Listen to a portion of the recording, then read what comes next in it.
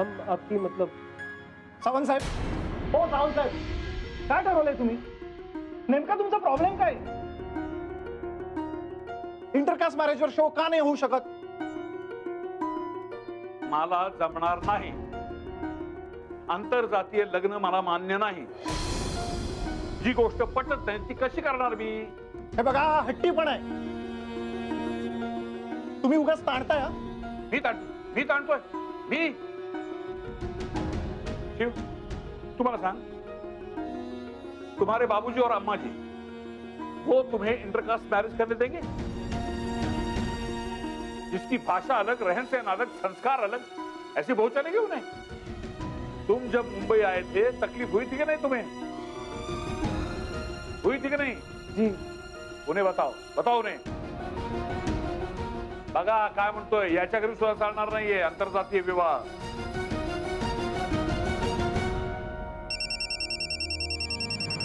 पण हे सगळं काय घेऊन बसलाय सावंत साहेब तुम्ही? इंटरकास्ट मॅरेजेस होतात आणि हे सगळं नवीन नाही आहे आता.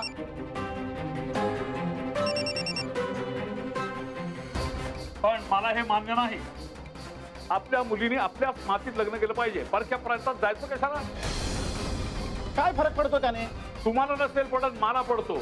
मला फरक पडतो. अच्छा, नाही म्हणजे तुम्ही प्रांतवादी, जातीवादी आहात. राज्य म्हणजे देश नाही.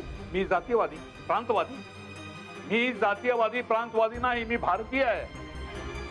आणि शाळेमध्ये शिकलेली प्रतिज्ञा, भारत माझा देश आहे, सारे भारतीय माझे बांधव आहेत, हे मला तोंडपाठ आहे. ती बोलतो आणि मानतो सुद्धा. याला बेटा शिवकुमार शुक्ल बनारस आहे, माझे शेजारी राहतो. गुरु मानतो मी याला. हा मला हिंदी शिकवतो, मी याला मराठी शिकवतो. माझ्या सासूबाई आपलेपणानं सगळं त्याला खाऊ घालतात आणि हाही आपली सगळी कर्तव्य पूर्ण करतो.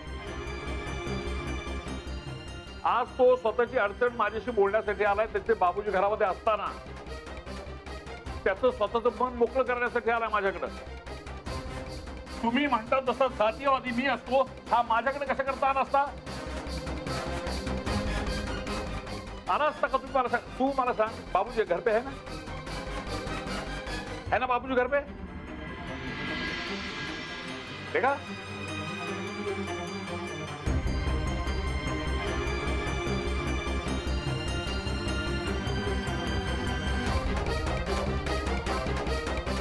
हे बघा मधुसूदन सावंत, आंतरजातीय विवाह हा विषय तुम्हाला तुमच्या कार्यक्रमात घ्यावाच लागेल. हा विषय मी नाही घेऊ शकणार सर. जी गोष्ट मनात नाही ती ओठावर येणार कशी? आणि ज्या गोष्टीवर माझा विश्वास नाही ती श्रोत्यांना पटवून कशी देणार मी? हे बरं आहे, तुम्हाला जे पटत नाही ते कार्यक्रम आम्ही रेडिओत करायचं नाही. तुम्ही करा, माझ्या कार्यक्रमात नाही. किंबहुना मी करणार नाही.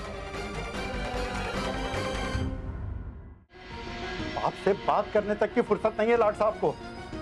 इश्क क्या हुआ है, न तमीज रही न तहजीब. क्या भाई साहब, काम का बहाना करके यहाँ आने के लिए मना कर दिया क्या? जब पता है तो फिर सवाल क्यों पूछ रहे हो? और ये उधर मुंह करके दांत दिखाने का क्या मतलब है? नहीं भाई साहब, हम ये कह रहे थे कि आप शेर हैं तो वो सवा शेर निकला. आखिर औलाद तो आप ही की है. हमें लगा कि आपका ड्रामा देख के वो भावुक हो उठेगा, लेकिन मुन्ना है समझदार. होता भी क्यों ना. मेरा मतलब कि आपको बचपन से देखता आ रहा है. जब भी आपको कोई बात मनवानी होती थी तो आपने कभी कोई सीधी चाल नहीं चली. आज तक आपने हमेशा इमोशनल ब्लैकमेल करके ही अपनी बात मनवाई है उससे. थोड़ी बहुत अंग्रेजी क्या सीख ली? जहां जगह मिली 2 शब्द चिपका दिए. Emotional blackmailing. क्या लेना देना इमोशनल ब्लैकमेलिंग का है? अरे वो हमारा बेटा है, हम उसके भले के बारे में नहीं सोचेंगे तो कौन सोचेगा? और उसने तो तुम्हारी गलतियों से सीख ना लेने की ठान रखी है, तो हम ही उसके भले बुरे के बारे में सोचेंगे ना. और तुम्हें जिस काम के लिए यहाँ लाए थे वो तो तुमसे हुआ नहीं, उल्टा हमें सीख दे रहे हो. भाई साहब, हम सीख नहीं दे रहे हैं. अब जो मन में बात आई उसे कह देना जरूरी है. हम ये कह रहे थे कि अगर आप शिव को उंगलियों पर नचाते रहेंगे तो क्या? अगर उसने कहीं विद्रोह कर दिया तो आप पर भारी पड़ेगा. अरे शुभ शुभ बोलो या फिर अपना मुंह बंद रखो. और ये तुम मुन्ना के मामले से जरा दूर ही रहो. उसके सर पे जो ये इश्क का भूत सवार है ना, उसे कैसे उतारना हम भली भांति जानते हैं. देखते हैं। तुम मेरे पीछे नहीं आओगे, समझे? मुझे एक जरूरी फोन करना है और वो हम तुम्हारे सामने नहीं करना चाहते। क्यों भाई साहब? क्यों? क्योंकि तुम विभीषण हो, लंका का सर्वनाश करने वाला विभीषण, समझे? जी, और हम ये भी समझे कि आप रावण हैं, प्यार के दुश्मन। हम तुम्हें अपना लक्ष्मण समझते हैं द्वारिका, और तुमने हमें रावण कहा।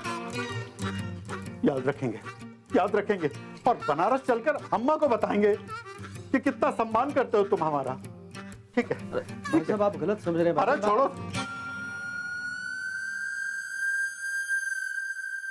अरे यार, अब ये भाई साहब पता नहीं नया क्या गुल खिलाने वाले हैं। मुन्ना को खबर करना जरूरी है।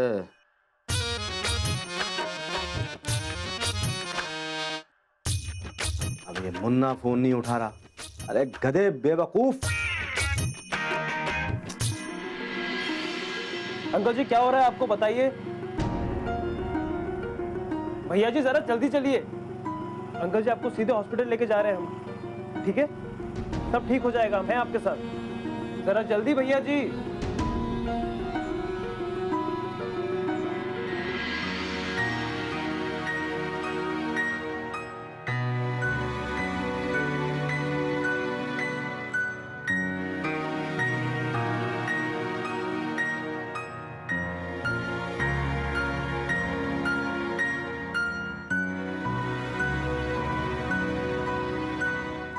अजून बाबा कसे आले नाही? शिव आणि बाबा कोणीच फोन उचलत नाहीये. काय बोलणं झालं असेल दोघांत? गौरी काय ग एकटीच काय बडबडतीयस? नाही काही नाही. टेन्शन आलंय का? तुझा चेहराच सांगतोय. हे बघ गौरी, आता ना आई आणि आजी येतील आणि त्यांनी तुझा असा चेहरा पाहिला ना तर त्यांना लगेच कळेल गडबड आहे काहीतरी. कशी फोनची वाट बघत बसलीस ना तर तुझं टेन्शन अजून वाढेल. आपण एक काम करूया, आपण स्वयंपाक करूया, म्हणजे तुलाही बरं वाटेल, आपलं कामही होईल आणि तू थोडी रिलॅक्स होशील. वहिनी अगं तिथे काय चाललं असेल? माहित नाही ग, म्हणजे मलाही काही अंदाज येत नाहीये. पण जाऊ दे, तू जास्त विचार करू नकोस. जे व्हायचंय ते होईलच. चहा घे, चहा पी, बरं वाटेल तुला.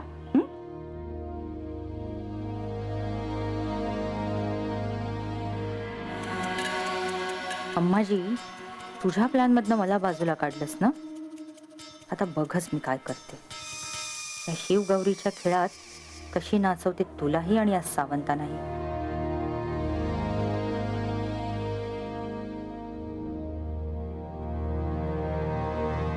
हाँ हेलो.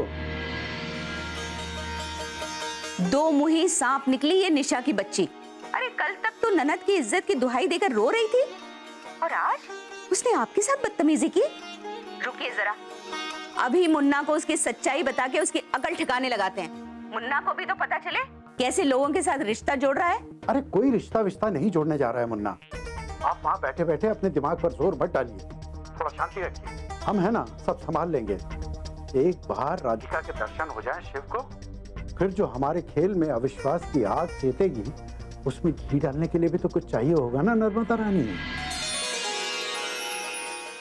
बादाम मिठाइयाँ ये सब क्या है बाबूजी? मेहमान नवाजी का यही तरीका है शुक्ल खानदान का. वैसे आ कौन रहा है? चतुर्वेदी जी. एक बात बताइए बाबूजी, चतुर्वेदी जी आ रहे हैं या उनकी बेटी भी आ रही है? वो लगता है